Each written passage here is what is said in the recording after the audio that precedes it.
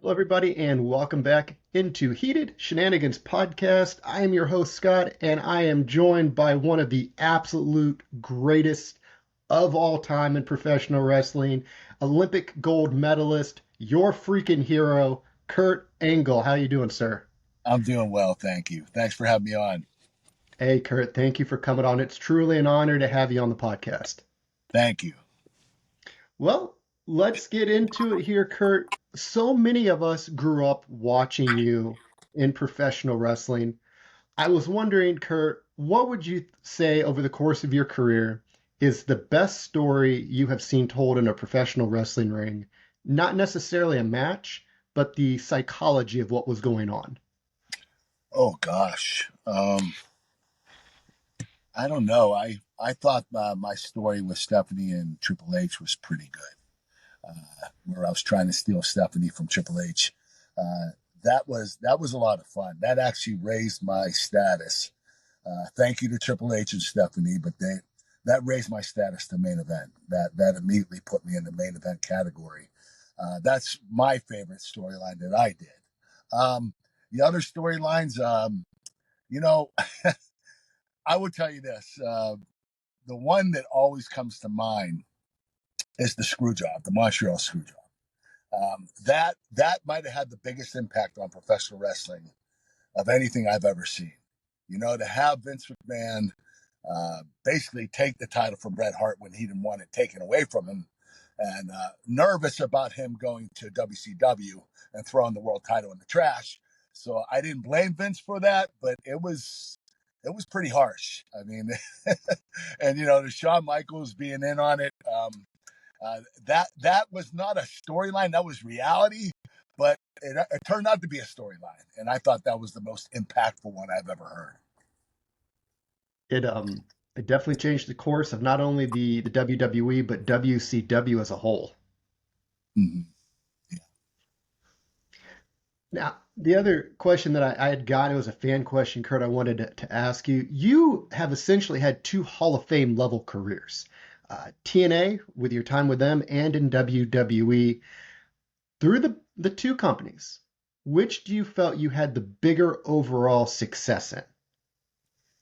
Bigger overall success, that's hard because I had a lot of success in both companies.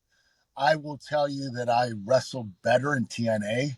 I know a lot of fans wouldn't say that, but if the fans that say that probably didn't watch me in TNA. I came into my own around 6 or 7 years into my wrestling career, my pro wrestling career. And that's when I moved over to TNA. And I had much better matches in TNA than I did in WWE. And don't get me wrong, my matches in WWE, put it this way, for 3 or 4 years, I was the best wrestler in the business while I was in WWE. I just got better in TNA. And, what does suck is a lot of the WWE fans didn't really get to see that. That saddens me a little bit, but, that's the decision I made. Well, I would also say in a comparison here, your acquisition to TNA was that of WCW getting Hulk Hogan back when right before the Monday Night Wars. You were that big of a get for TNA. Was there any hesitation before joining TNA? No, you know what? I wasn't happy in WWE, and a lot of it was my fault. I had that painkiller problem. I was getting injured all the time. They weren't really letting me rest my body, and I got really sour about it. And going over to TNA, it was just it was new and fresh. And what was the question you were asking me? I kind of got off. Oh no, you're quite all right, Kurt. I was wondering when it came to the two, um, where you had felt the bigger impact was, and then uh, oh damn, I forgot the question too. This has turned out to be a great podcast. I love it. It's great. It's great.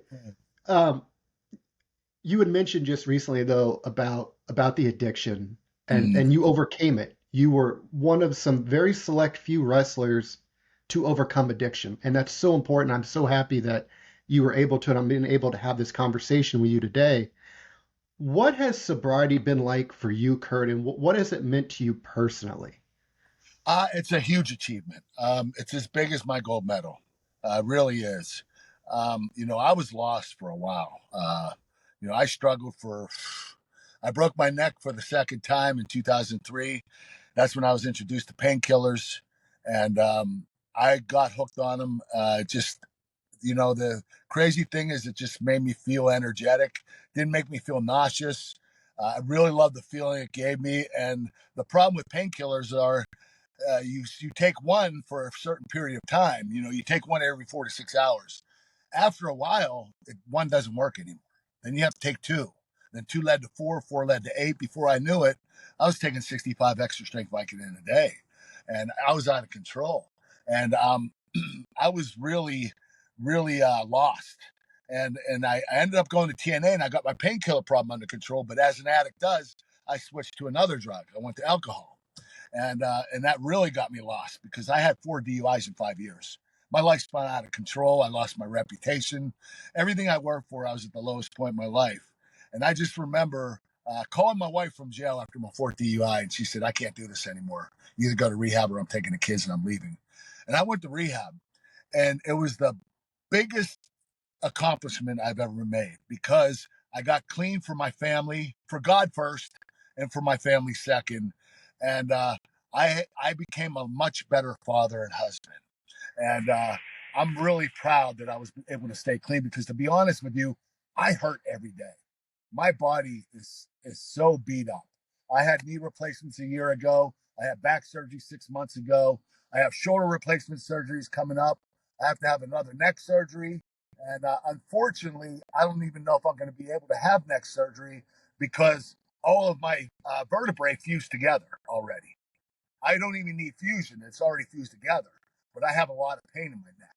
And I have a lot of problems with my nerves running down my arms. I have a lot of function with my hands and my arms. So I'm really hurting badly. And don't get me wrong, I would love to have a couple of painkillers right now, but I know I can't do it. An addict cannot go back to what he does because if he does that, he's going to get lost and eventually lose his life. And I don't want that to happen to me, and I don't want it to happen to my family. 100%. And Kurt, I had the opportunity to meet you a few times, and the last time that our paths had crossed was at Steel City Con, and you had your family there. It was your birthday, and you were so happy around them, and it was so good to see you in this place in life, and to see you so happy with your family. My family's everything. I will be honest with you. Um, Going into professional wrestling, I was married before to my former wife, and we had 2 kids. I never saw them. I never saw my wife and my kids. And we ended up getting a divorce around 2008 or nine. And I married another beautiful woman, the love of my life, Giovanna, and we had 4 kids. And it's just I I I never had time for them. I wasn't able to be the father I wanted to be because I was traveling so much. The cool thing about TNA though is that every 2 weeks we would go down to Universal Studios and do TVs, and we would be there for 3 days. So I was able to bring my kids with me, and they would go to Universal Studios. They would go to Magic Kingdom, Epcot Center. So I was able to spend a little bit of time with them. But after I got clean, uh, I was able to taper down my schedule in wrestling and make sure that I didn't wrestle nearly as much so I could be home more. And I didn't realize that I could be a great father, and I was. And it made me really feel good about myself that I was able to transition from being a guy that had no time for his wife or kids to somebody that was spending time with them, quality time, and getting their love and giving my love to them. Absolutely. And it's so good to see. One thing I wanted to ask you about, it's been all over Monday Night Raw and SmackDown, and Cody Rhodes finishing the story and the way that we're going about this. Kurt, what are your thoughts on the current Cody Rhodes situation? I feel for Cody. Rock is such a big, huge superstar. Um, I don't blame the WWE for wanting to put that match on the card, Roman Reigns and The Rock. But Cody Rhodes is so deserving of that spot, but only one person can take it, and it's unfortunate. But as a fan, you know, I'd love to see either one. To be honest with you, I'd love to see Rock versus Roman, and I'd love to see Cody Rhodes versus Roman. So it's a win-win either way. But the fact is, there are a lot of fans that love the fact that Rock's in the main event, and there are a lot of fans that don't like the fact that Rock's in the main event. But you're never going to please everyone, so you just do what you can do, and I think Cody Rhodes will eventually have his moment.